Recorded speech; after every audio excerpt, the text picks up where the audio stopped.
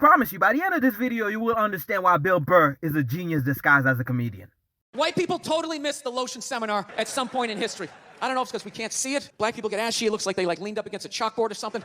You know, they can see it. They miss it. Their friends help them out. Like, look at your ashy motherfucking elbow. What is wrong with you? Right? We miss that shit the way black people miss the whole register your weapons summit. The amount of rappers who've been busted for the unregistered Glock in the car just blows my mind. It's like, why would you do that to yourself? Do you just want to make an album over the phone? Is that what it is? No, it breaks my heart every time I see it. I just think, God, if he just had one white friend. He just had one white friend in his entourage. Dude would have been sitting there going like, is that thing registered? You out of your mind? Get it out of there. Get it out of there.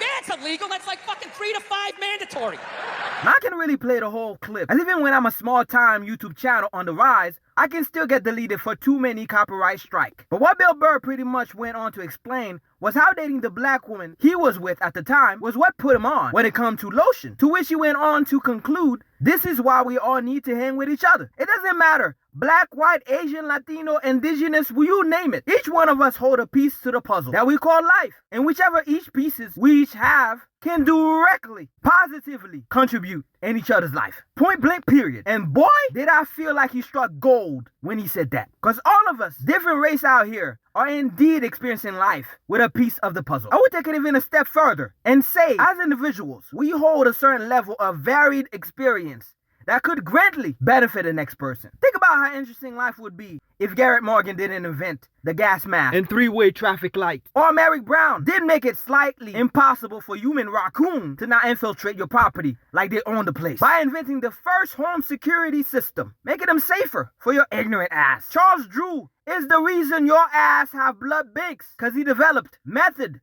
for blood storage and preservation. And those, my friends, are just the top names I came upon with a quick Google. See, in this country, they always go out of their way to erase or outright dismiss certain races' involvement when it comes to change that currently benefit more than one race of the world. Whether contribution we used before civil rights movement or societal contribution after DEIA, A, which stands for accessibility. Stephen Hawking would have been fired before I even got the Hawking radiation theory. Think of this while I cook some more. It's easy to dismantle laws put in place to serve the disenfranchised. If you sell the false narrative that is only making things worse, it's easy to remove certain demographic from a land that we all were supposed to have access to if you erase the fact they contribute in this system functionality. It's even easier to keep mistreating them both if you demonize them. Like that's all they ever fucking do. I didn't plan on making this video political, but my brain is in fact bigger than me. Anyway, the point I was going for in this video, as genius Bill Burr already been deduced,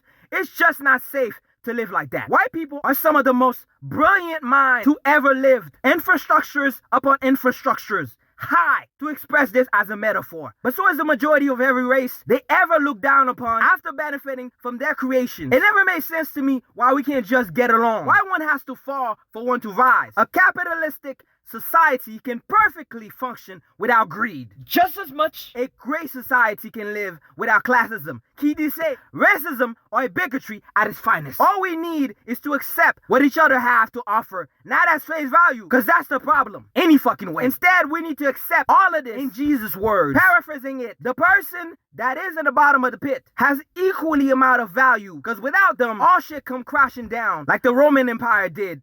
Meanwhile, this great country of ours is just sitting out here like,